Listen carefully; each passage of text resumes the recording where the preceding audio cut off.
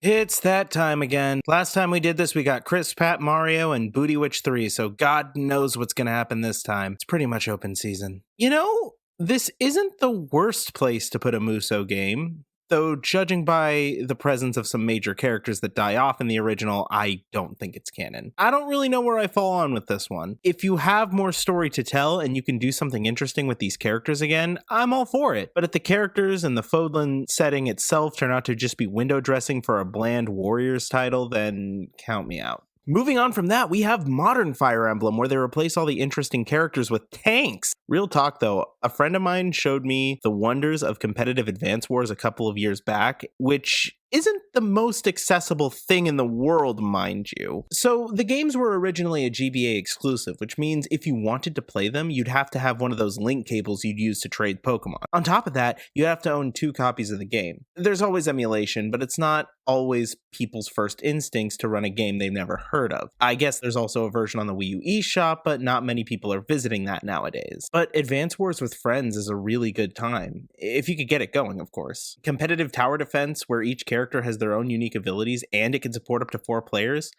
Needless to say, I'm excited for this. I mean, this looks fun, but okay, there's been an issue with the B-tier Nintendo franchises and spin-offs recently. Uncle Al puts it best in a few of his videos, and to sum it up, Nintendo has this problem with releasing unfinished games with not a lot of content in them at launch. They eventually do add free updates to the game, so by the end of its lifespan, they do end up as games with a healthy amount of content, but by that point, people have stopped caring about them. My question is this game going to be Mario Kart 8 Deluxe, or is it going to be more like the Mario Golf game that came out last year? Ball is quite literally in your court, Nintendo. Make this one count.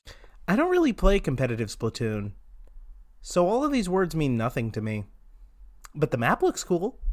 Real talk though, you're putting Mulan and Jack Sparrow in go-karts? Isn't that kinda the dumbest fucking thing I've ever heard in my life?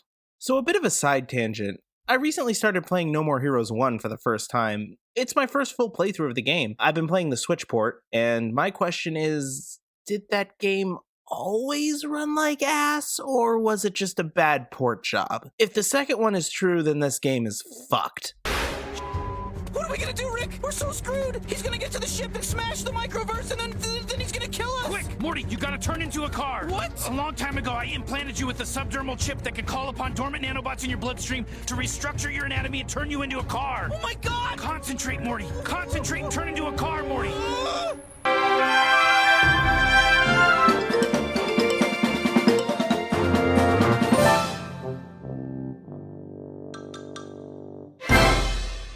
I'm not Lyle Rath, but I've always wanted to give this a try.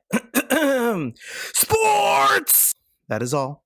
Never got a chance to play this one, but it looks cute and I want it. This game looks interesting, and I kind of want to play it. Of course, I find myself saying that about a lot of RPGs that get announced in these presentations, and I never get around to it. Listen, if nothing else that interests me comes out at the time of this game's release, I'll play it. Same goes for Chrono Cross.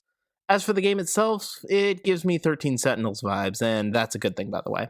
It's really interesting to see Nintendo revisit this game because the whole purpose of Wii Sports was to show off the motion controls for the Wii. But then the little tech demo that could got a sequel and developed a fan base, and now we're here. People were actually asking for this, and honestly, I'm happy for them.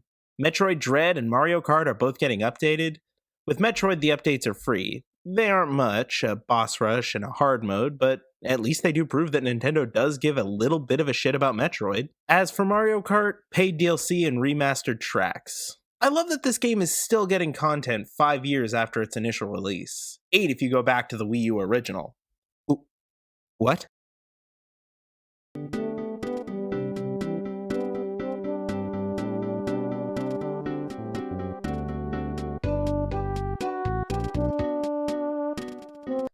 All right, I'll finish the video, jeez.